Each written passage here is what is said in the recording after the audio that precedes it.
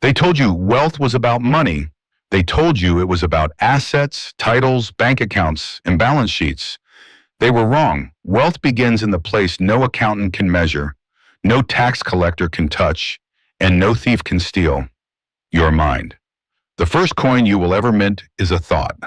The first bank you will ever own is your imagination. The first fortune you will ever spend is the vision you hold when the world is silent and no one is watching. Look around you. Every building you see, every invention you touch, every empire that exists, they all began as a whisper in someone's mind, a whisper that refused to die. Thomas Edison was not a man who merely invented the light bulb. He was a man who stood knee-deep in failure, 10,000 attempts, each one a lesson, and still believed the light in his mind was worth more than the darkness around him. Henry Ford was not just an industrialist. He was a man who looked at the horse and carriage and thought, oh, there is a better way. When the world mocked his vision, when his own employees doubted, he anchored himself to the reality he saw within before it existed without. These men understood the first law of wealth.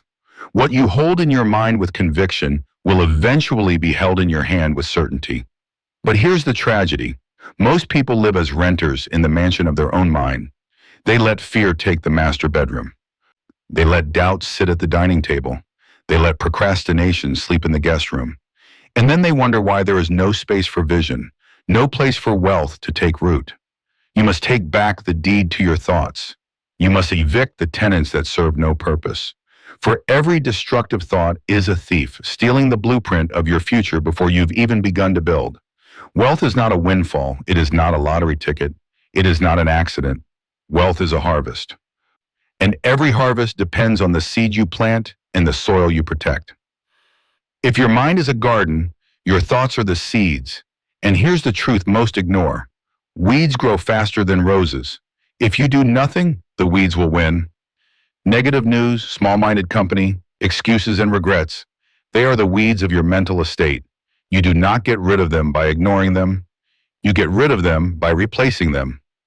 When Andrew Carnegie, the steel magnate who became one of the wealthiest men in history, was asked about the source of his fortune, he did not speak of steel mills or railroads.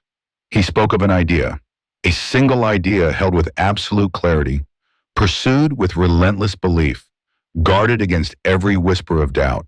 That idea multiplied into an empire because he mastered the soil of his mind. You must understand, the universe does not pay you for the labor of your hands alone.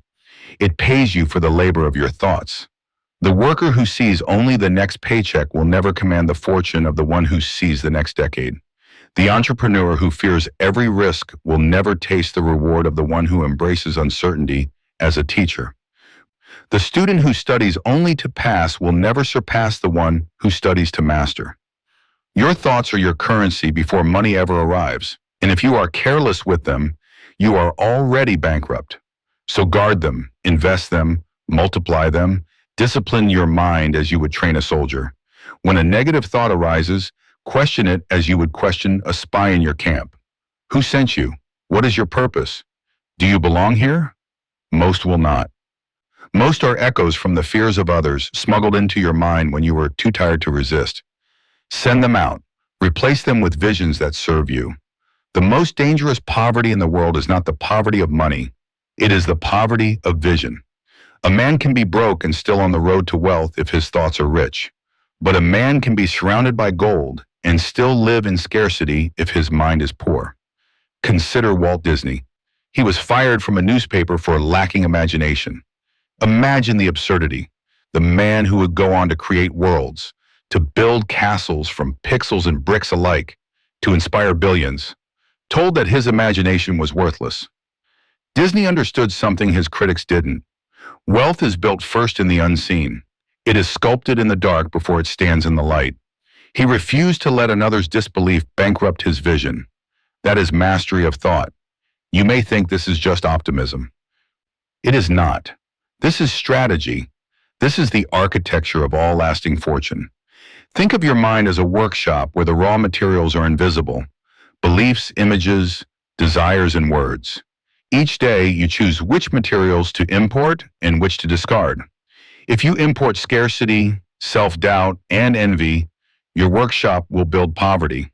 If you import possibility, courage, and patience, your workshop will build wealth. But here's the iron law. You cannot build a palace with the blueprints of a prison. If you carry the architecture of fear in your mind, you will construct walls instead of bridges. If you carry the architecture of limitation, you will measure every dream by the ceiling of your current situation. You must draft new blueprints. Write them in ink made of conviction. Read them until they are etched into the walls of your mind. Wake up to them, go to sleep to them. Carry them into every conversation, every decision, every opportunity, because wealth is not a moment. It is a momentum. And that momentum begins the day you decide that your mind will no longer be a pawn in someone else's game, but the king on your own board. There will be resistance. The world will test your resolve. Life will send storms to see if your foundation is real or if it is just painted on sand. But storms do not destroy the prepared. They reveal them. Abraham Lincoln lost more elections than he won before becoming president. He faced business failures, personal tragedies, and public ridicule.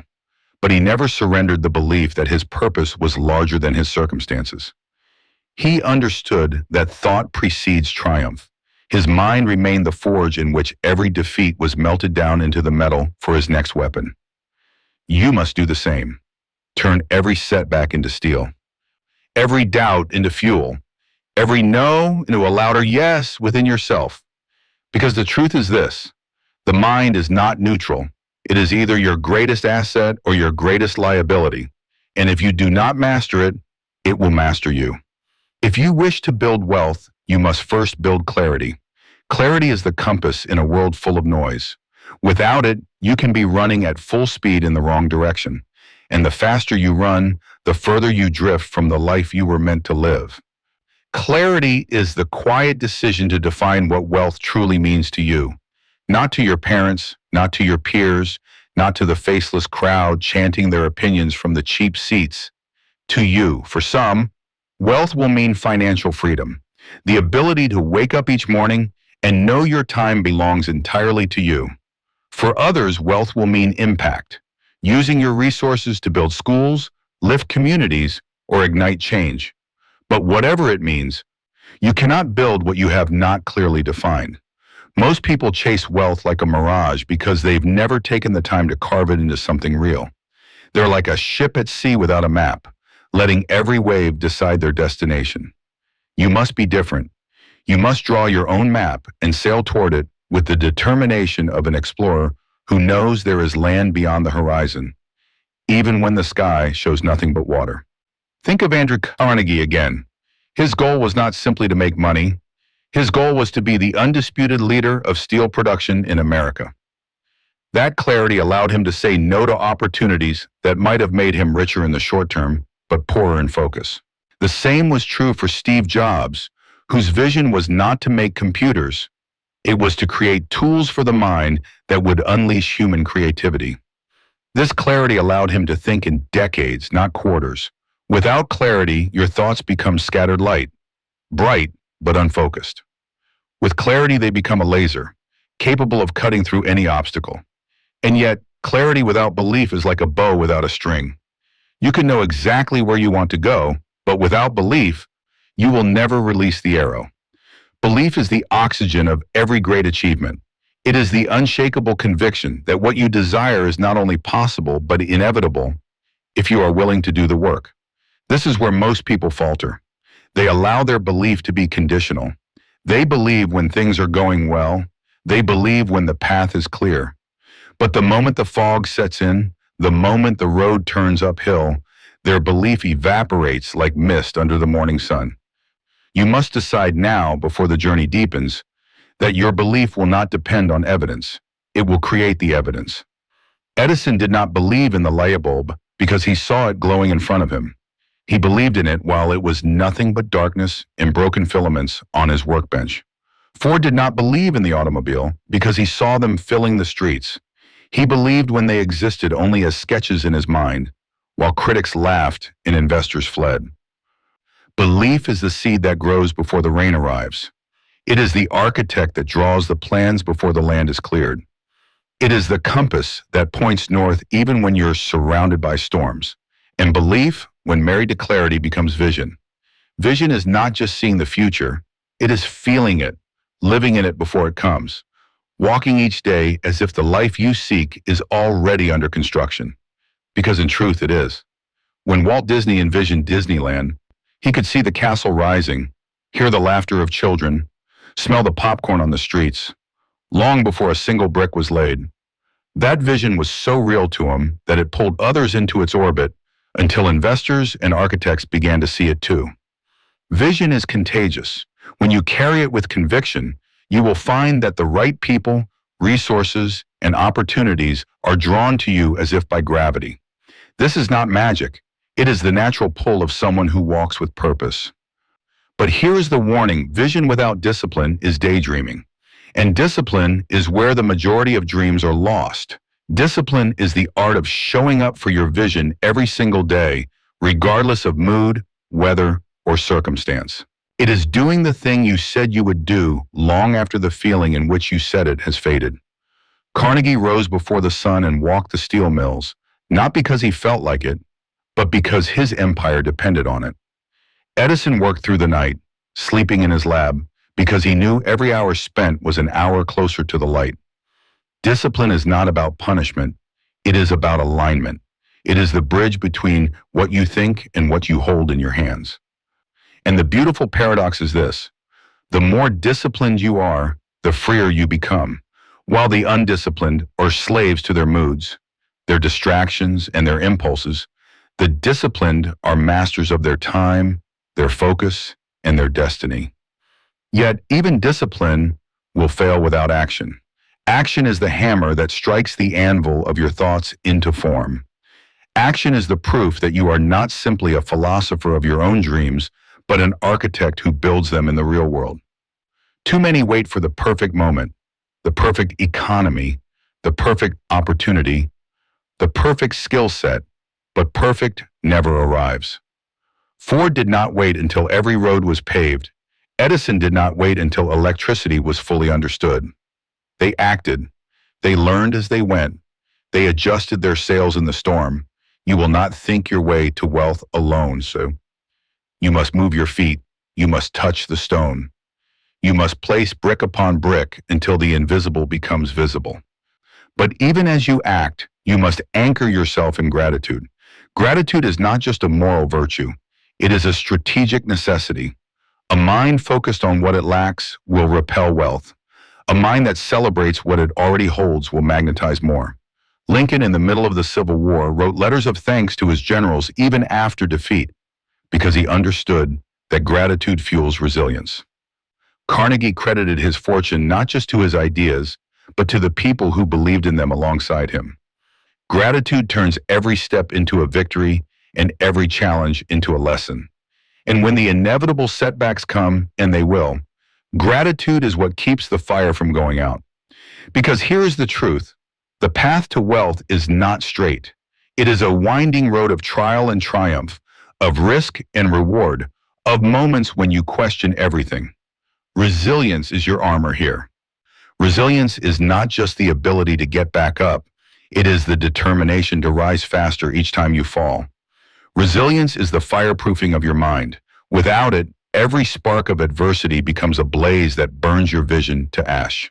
With it, you can walk through the flames and emerge stronger, forged by the very heat that tried to destroy you. Every person who has ever built lasting wealth has met the enemy called failure. They have tasted the bitterness of rejection, the sting of loss, the heaviness of defeat. But they learned what most never do: that failure is not a signal to stop. It is an invitation to sharpen your strategy. Edison's 10,000 unsuccessful attempts were not setbacks in his mind. They were stepping stones. Each one stripped away what would not work, clearing the path to what would. Lincoln's long string of political defeats did not bury him. They seasoned him, teaching him how to endure storms that would break lesser men. You must cultivate that same mental steel. Do not fear the punches. Learn to take them and keep moving forward. The boxer who wins is not the one who avoids every hit, but the one who keeps standing when the bell rings. Resiliency is fed by adaptability. If resilience is your armor, adaptability is your sword. The world will not stay the same. Markets shift, technology evolves, cultures change. If you cling to the past, you will drown with it. Look at the great empires that fell not because of external attack, but because they refused to adapt.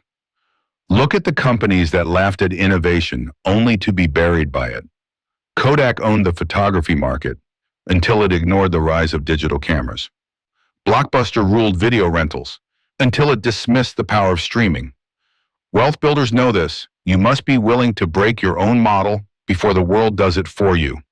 You must learn to pivot without losing your core vision. You must remain flexible in method, but unshakable in purpose. Henry Ford revolutionized manufacturing with the assembly line. But when his beloved Model T became outdated, he resisted change, and his competitors surged ahead. It was only when he adapted that Ford Motor Company regained its strength.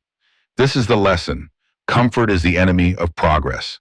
Adaptability requires humility, the willingness to admit you don't know everything, the courage to ask new questions, and the discipline to learn continuously. And here we arrive at one of the most overlooked pillars of wealth: learning. Not the kind of learning that ends when school does, but the kind that becomes a lifelong obsession.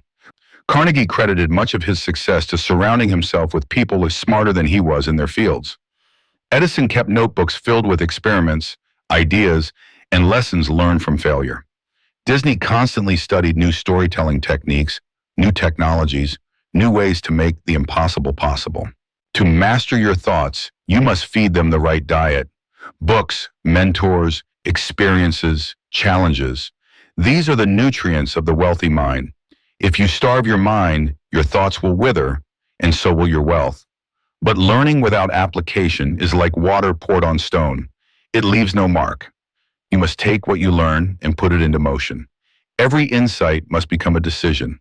Every decision must lead to action. Every action must teach you something new. And as you grow, you will face an inevitable truth. Not everyone will understand you. Not everyone will cheer for you. Some will mock your vision, question your motives, even resent your success. This is the tax the world places on those who dare to rise. You must decide now that their voices will not rent space in your mind. Your thoughts are prime real estate. You cannot afford to give them away to critics who have built nothing. Remember this: those who do less will always have advice for those who do more. Do not trade your vision for their approval. Do not lower your ceiling to match their comfort. The greats were often called crazy before they were called genius. Ford was told the car would never replace the horse. Edison was told electric light was a fantasy. Disney was told a theme park would fail. They all mastered the art of selective hearing, listening only to voices that fed their vision. And that brings us to the final ascent, the peak where thought mastery becomes wealth reality. Wealth is not a single treasure chest you stumble upon one day. It is the compounding of countless choices, countless moments of discipline, countless thoughts guarded like gold in a vault. Every morning you mint new currency in the form of your thoughts. You invest it in your actions. You multiply it through your habits, and you spend it in the form of results. If your thoughts are weak, your currency is counterfeit. If your thoughts are powerful, your currency is limitless. The mastery of thought is the mastery of self, and the mastery of self is the key to any door you wish to open. The world will tell you wealth is a game of numbers, but it is not. It is a game of vision, belief, and relentless action. Numbers are the scoreboard. Your mind is the player. So guard it, train it, stretch it, challenge it. Do not let a single day pass without shaping it into the instrument that will build your fortune. Because in the end, wealth is not just what you have, it is what you can create. And when you master your thoughts, you become a creator without limit. The question is not, can you build wealth? The question is, will you master the only thing that can? And if you will, truly, completely, unshakably, then wealth will not just visit you, it will live with you, it will grow with you, it will become part of you. Because you will have built it in the only place it can never be taken away, in the fortress of your own mind. But before the fortress is unshakable, You must understand one more truth. The walls of your mind are not built once. They are built daily. Every sunrise brings with it the builders and the wreckers. The builders are your intentional thoughts, your disciplined habits, your committed actions. The wreckers are the whispers of fear, the distractions of the world, the subtle seductions of comfort. If you let the wreckers in, even for a moment, they will chip away at the foundation you have spent years laying. The fortress of your mind is not guarded by chance. It is guarded by choice. And those choices begin the moment you open your eyes each morning. This is why great men and women treat their mornings as sacred ground. They do not stumble into the day. They seize it like a general preparing for battle. They do not begin with the noise of the world, but with the clarity of their own purpose. Benjamin Franklin planned every hour of his day before the sun rose. Carnegie began with study, reflection, and the reaffirmation of his goals. Because they knew Thorum, if you win the first moments, you win the day. And if you win enough days, you win the life. But the fortress is not just built of routine, it is built of identity. The wealth you create will always be limited by the wealth you believe you deserve. This is where most people chain themselves without even knowing it. They speak of wanting millions, but their thoughts still dwell in scarcity. They say they want freedom, but they think like prisoners. They long for abundance, but they see themselves as unworthy of it. Understand this, the mind will always fight to remain consistent with the image you hold of yourself. If you see yourself as small, you will sabotage the big. If you see yourself as temporary, you will destroy the permanent. The wealthiest men in history did not see themselves as merely earning. They saw themselves as becoming. Carnegie became a leader of industry before the steel was forged. Disney became a master of wonder before the first ticket was sold. Jobs became a visionary before the first iPhone lit up in someone's hand. And here is the secret. Identity is not found, it is forged. You create it by living each day as the person you intend to become, until your actions and your thoughts agree that this is who you are. This is why fake it until you make it is misunderstood. It is not about pretending to have wealth you do not own. It is about practicing the mindset of the person who would own it, until that mindset births the reality. And yet, identity alone is not enough without emotional control. For even the sharpest mind, the clearest vision, the strongest discipline can be derailed by an untamed emotion. Wealth builders learn to respond, not react. When markets crash, they see opportunity where others see ruin. When deals fall through, they seek the lesson before they seek someone to blame. When storms hit, they tighten their sails instead of cursing the wind. J.P. Morgan, one of the most influential bankers in history, built much of his fortune not by avoiding crises, but by keeping his head when all others lost theirs. The wealthiest are not those who never face chaos. They are those who remain calm enough to navigate it. Emotional control is a form of wealth in itself.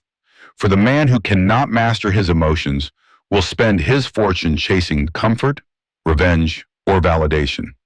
But the man who rules his emotions can invest with patience, negotiate with clarity, and lead with confidence. And here we arrive at the final law of thought mastery, contribution. Yes, wealth can be measured in numbers, but its meaning is measured in impact. A fortune that serves no one dies with its owner, but a fortune that builds, heals, educates, or inspires becomes immortal. Andrew Carnegie gave away over 90% of his wealth, building libraries, universities, and institutions that still serve millions today. Walt Disney created worlds where generations could dream together long after he was gone. Even Henry Ford used his innovations to make cars affordable for the working class, transforming mobility for ordinary families. Contribution is the highest form of wealth because it multiplies beyond you. When you pour your wealth of thought, of skill, of resources into others, you create ripples that become waves, waves that outlive your name. And here is the beautiful paradox. The more you give, the more you have.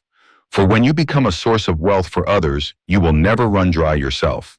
So let us bring it all together, not as a neat ending, but as a charge to carry with you beyond this moment. Mastering your thoughts is not a one-time act. It is a lifetime of vigilance, clarity, belief, vision, discipline, action, gratitude, adaptability, resilience, learning, emotional mastery, and contribution. It is the relentless refusal to let your mind be ruled by anything smaller than your highest purpose. The truth is you are already wealthy, for you hold the seed of every fortune within your thoughts at this very moment. The question is not whether you can plant it. The question is whether you will protect it, nurture it, and grow it until the world can no longer deny the tree you have become. The mind is the original gold mine. The pickaxe is your daily discipline. The nuggets are your ideas. The treasure is the life you build from them. And there will come a day, if you begin now and refuse to stop, when you will look around at the wealth in your hands and realize it was never about the money. It was about the person you became to create it. It was about the fortress you built within, the vision you carried without apology, the life you shaped with precision and fire. So rise tomorrow and every day after as the master of your thoughts. For the master of thoughts is the master of destiny, and the master of destiny is already wealthy, whether the world knows it yet or not.